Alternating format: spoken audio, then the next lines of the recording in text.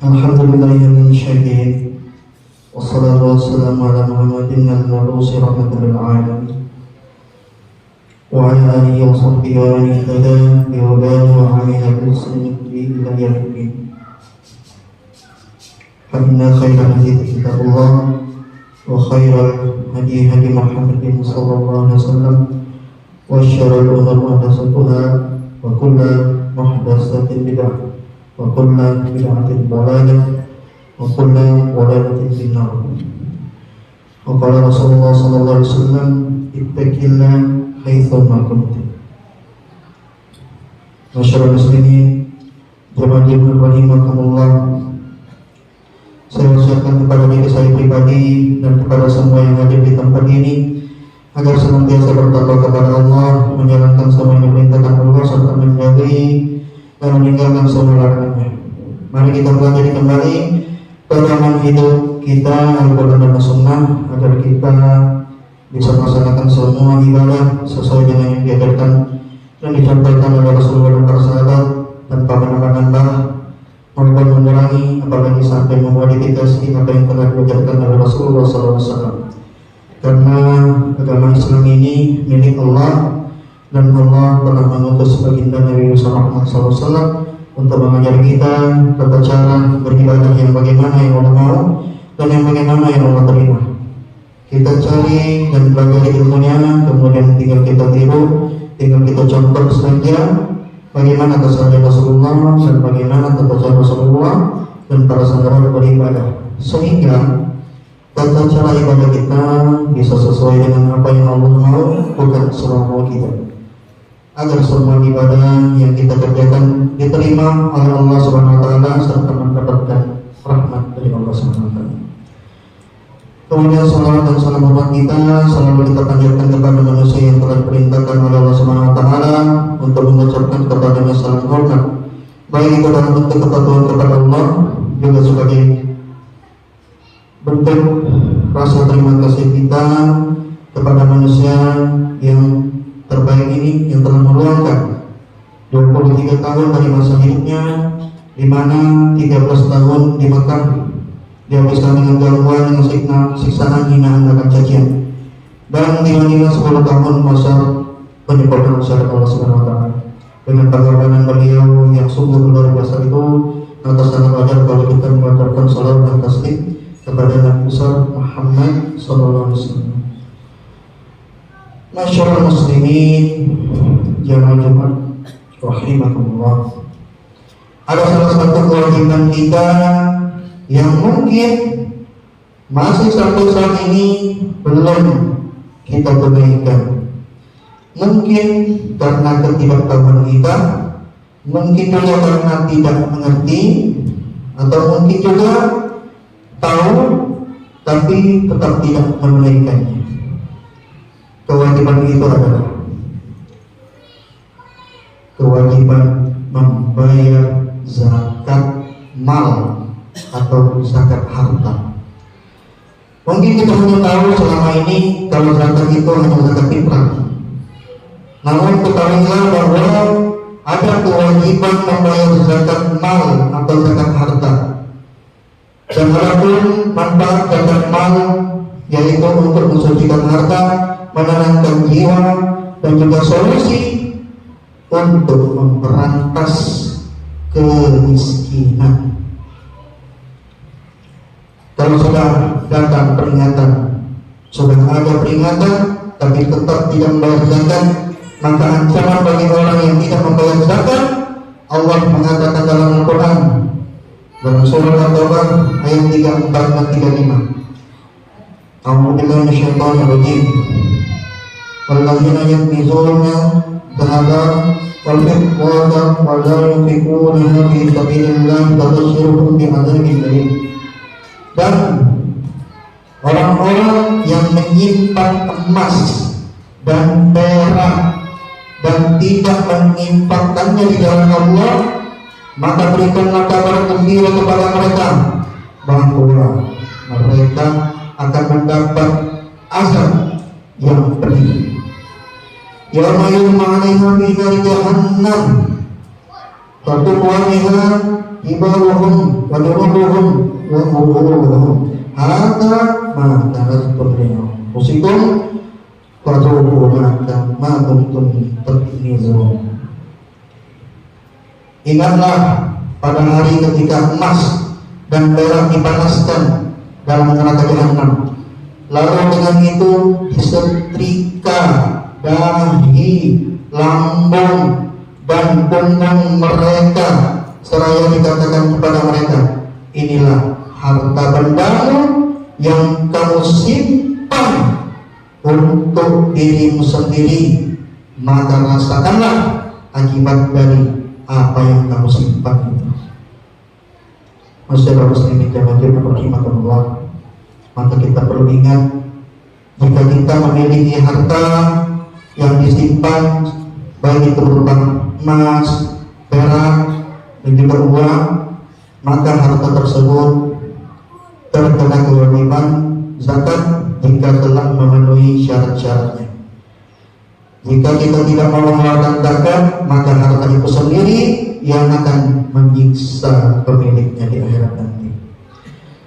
Masyaallah muslimin jamaah rahimakumullah, pertanyaannya, kapan seseorang bisa dikatakan punya kewajiban zakat harta atau zakat mal? Jangan-jangan selama ini kita sudah kena kewajiban zakat mal tanpa kita sadar. Kita kena kewajiban zakat mal bila harta kita sudah masuk nisab atau batas minimal dan harta sudah bertahan atau mengendap selama cukup haul 1 tahun. Adapun nisab harta, yang pertama emas, jika telah mencapai nilai 85 gram emas murni, kalau kita konversikan dengan emas Palembang hari ini, satu suku sama dengan 6,7 gram. Jadi 85 gram dibagi 6,7 gram, maka lebih kurang 13 suku. Yang punya emas 13 suku bertahan sudah setahun lebih, maka sudah terkena kewajiban zakat. Atau senilai dengan, kalau dikalikan dengan harga emas sekarang, lebih kurang angkanya 136 juta rupiah. Apalagi tahun sebelumnya harga emas lebih rendah dibandingkan tahun ini. Tahun lalu mencapai nisab 90 juta rupiah sudah kena nisab. Yang kedua, harta perak. Jika telah mencapai nilai 595 gram perak murni atau senilai dengan 12 juta rupiah.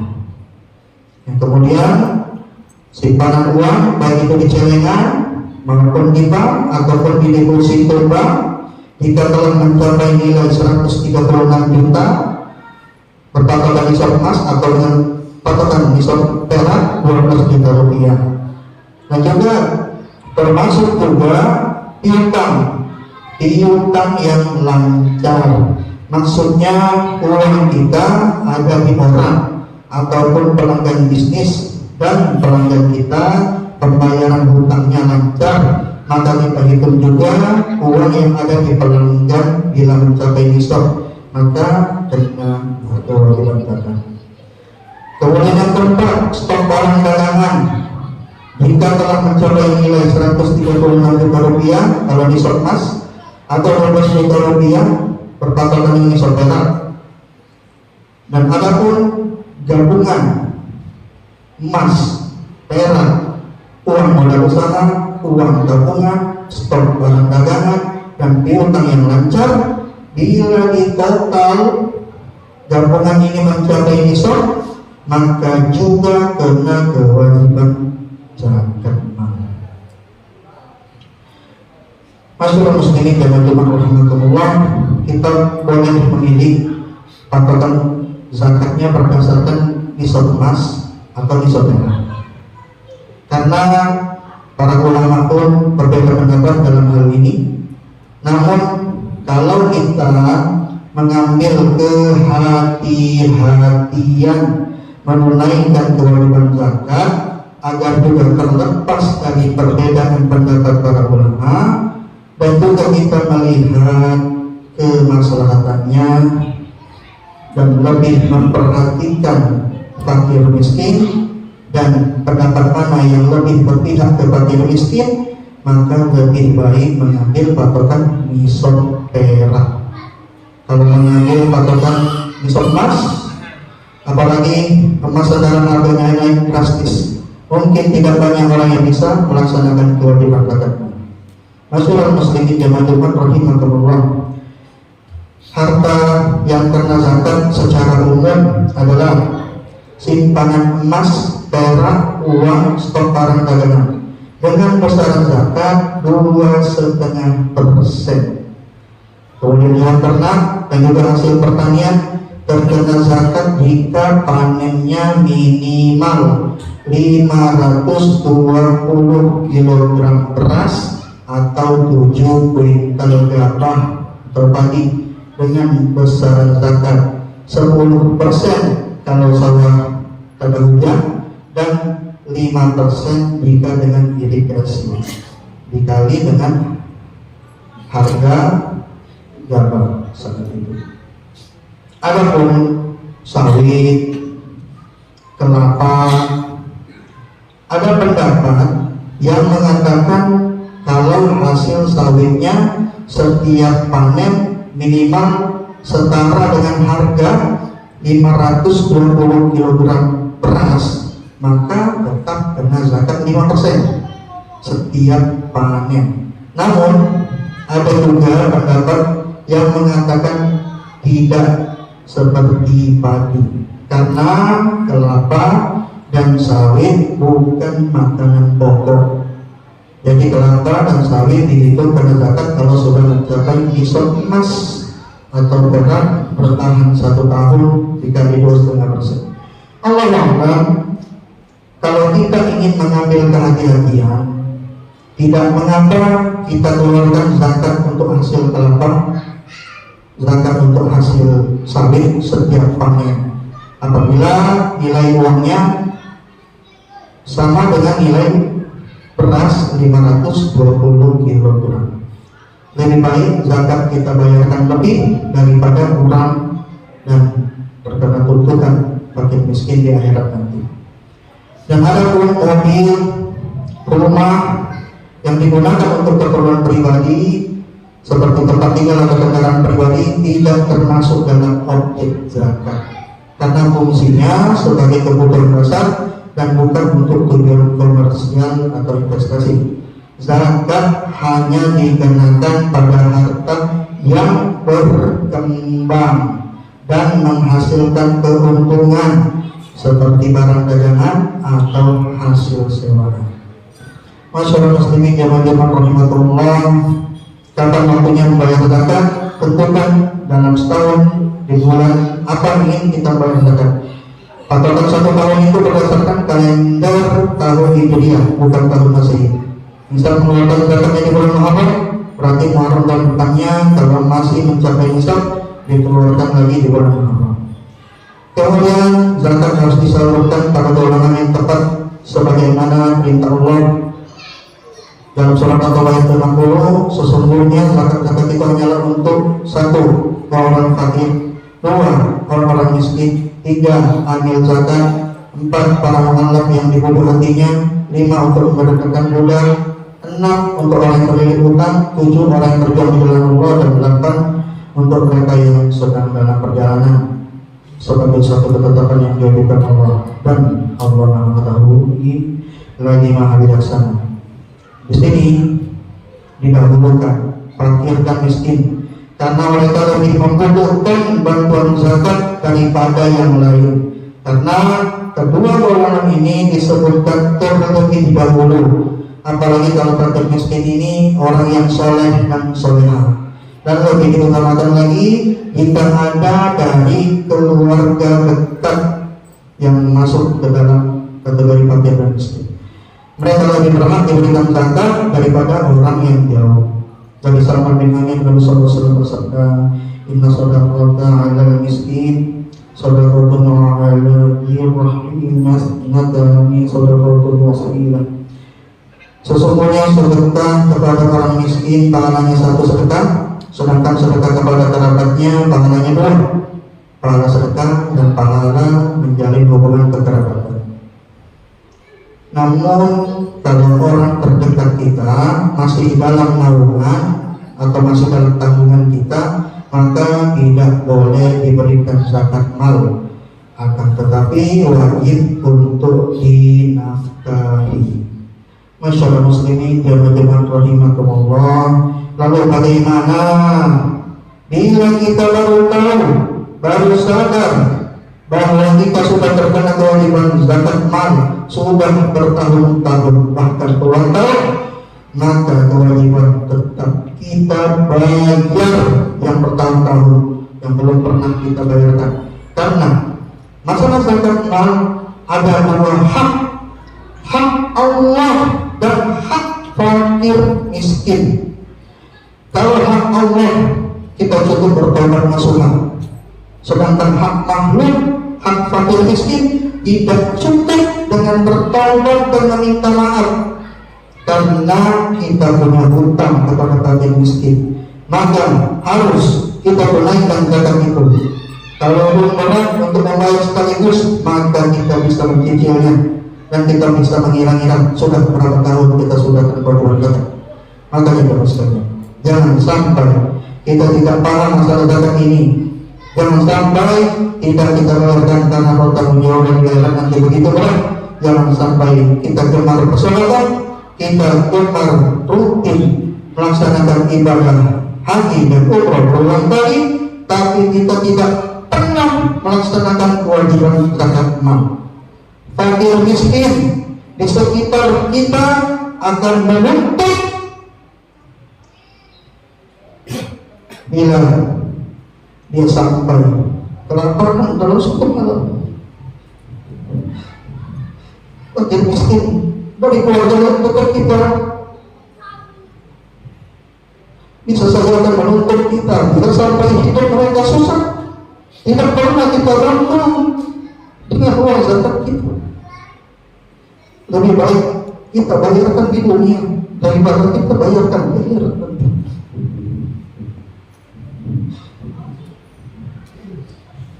Semoga Allah mengampuni dosa-dosa kita dan menerima semua amal ibadah kita. Semoga kita diberikan kemudahan untuk membayar hutang zakat kita. Semoga kita diberikan kemampuan untuk bisa menunaikan zakat mal. Semoga isi doa ini bisa kita amalkan, juga bisa kita sebarkan sebagai amal jariah untuk kita nanti. Semoga harta kita bertambah jumlah dan keberkahannya dengan sedekah dan zakat. Amin. Barakallahu fikum fil Qur'anil Karim wa nafa'ani wa iyyakum bihi minal ayati wal dhikril hakim. Taqabbal wa minkum tilawatahu innahu ghafurur rahim. Allahumma salli ala sayyidina Muhammad wa ala ali sayyidina Muhammad.